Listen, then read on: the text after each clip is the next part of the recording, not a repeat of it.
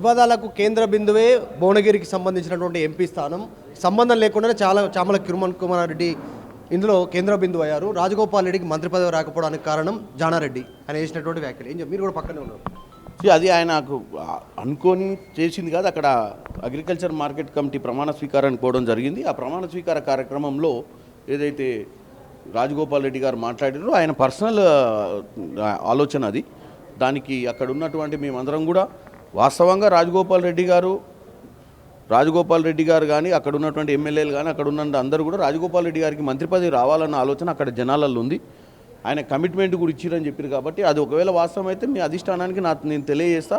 నా అప్పుడు మాత్రం కష్టపడి నన్ను గెలిపించే ప్రయత్నం చేశారు. వాళ్ళే కాదు, ఈరోజు ఇబ్రాహీంపట్నంలో కూడా మల్రెడ్డి రంగారెడ్డి గారి దగ్గర అంబేద్కర్ కార్యక్రమం అయినప్పుడు అక్కడ కూడా వాళ్ళు అడిగిన దానికి డెఫినెట్గా నేను అధిష్టానానికి వాస్తవాలు తెలియజేస్తా అని చెప్పి. జానారెడ్డి లేక అయింది దాన్ని ఆయన అడ్డుకోనికనైనా.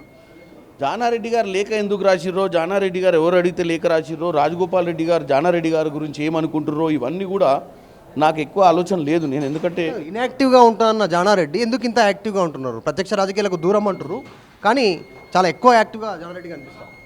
జానారెడ్డి గారు ఏ ఆలోచనతోటి లెటర్ రాసిర్రు, మరి రంగారెడ్డి జిల్లాకు కూడా ఈరోజు కొన్ని అవకాశాలు ఇవ్వాల్సిన అవసరం ఉంది. ఎందుకంటే రంగారెడ్డి హైదరాబాద్ జిల్లాలో సగం తెలంగాణ జనాభా ఉంటుంది కాబట్టి ఇక్కడ కూడా ప్రాతినిధ్యం ఉండాలని ఎందుకు రాసిరో మనకు అంటే ఆలోచనతో ఏమైనా రాసిరేమో నాకు తెలియదు.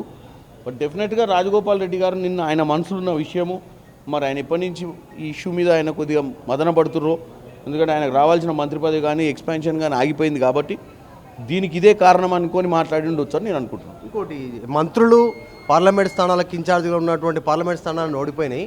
నేను ఎమ్మెల్యే, నేను గెలిపించిన భువనగిరి, నల్గొండ, ఇది కావాలని కుట్ర చేస్తున్నటువంటిది నిజంగా ఆయన చెప్పిన దాంట్లో కూడా కొంచెం వాస్తవం అనిపిస్తుంది కదా.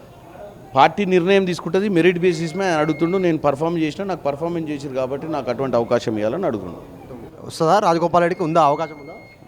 వచ్చే అవకాశం ఉంది, లేదని కాదు. అధిష్టానం నిర్ణయం తీసుకుంటుంది. ఎందుకంటే ఆయనకు వాస్తవంగా ఆయనకు ఇచ్చినటువంటి కమిట్మెంట్ వాస్తవం అయినప్పుడు ఆయన పర్ఫామ్ చేసిండు కాబట్టి ఆయనకు వచ్చే అవకాశం. మీ వ్యక్తిగతంగా ఏంది రాజగోపాల్ రెడ్డికి ఇవ్వాలా మంత్రి పదవి? డెఫినెట్గా రాజగోపాల్ రెడ్డి గారు అరువులు వాళ్ళకి ఇస్తే కూడా బాగానే ఉంటుంది.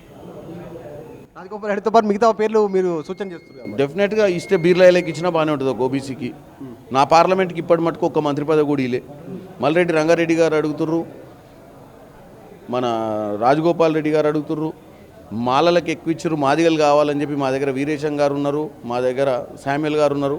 ఓబీసీలకు మనం ప్రాతినిధ్యం ఇవ్వాలనుకుంటే మా దగ్గర బీర్లాయలయ్య గారు కూడా ఉన్నారు. కాబట్టి అధిష్టానం ఎవరికి ఇచ్చినా నేను నా అంత సంతోషం ఎవరు పడలేదు. వీళ్ళందరూ కూడా నన్ను గెలిపించడంలో ముఖ్య పాత్ర పోషించారు. మా పార్లమెంట్ నియోజకవర్గంలో ఎవరికి మంత్రి పదవి ఇవ్వలేదు, బీర్లాయలకు మంత్రి పదవి ఇస్తే కూడా ఓకే అనేటువంటి స్టేట్మెంట్ చామల కిరణ్ కుమార్ రెడ్డి చేస్తా ఉన్నాను. వీడియో జర్నలిస్ట్ జాఫర్తో మధు మల్గేడ్కర్, గాంధీభవన్. మరిన్ని వీడియోస్ కోసం ఛానల్ ని సబ్స్క్రైబ్ చేయండి. లేటెస్ట్ అప్డేట్స్ కోసం వాట్సాప్ ఛానల్ ని ఫాలో అవ్వండి. అండ్ లింక్ డిస్క్రిప్షన్ లో ఉంది.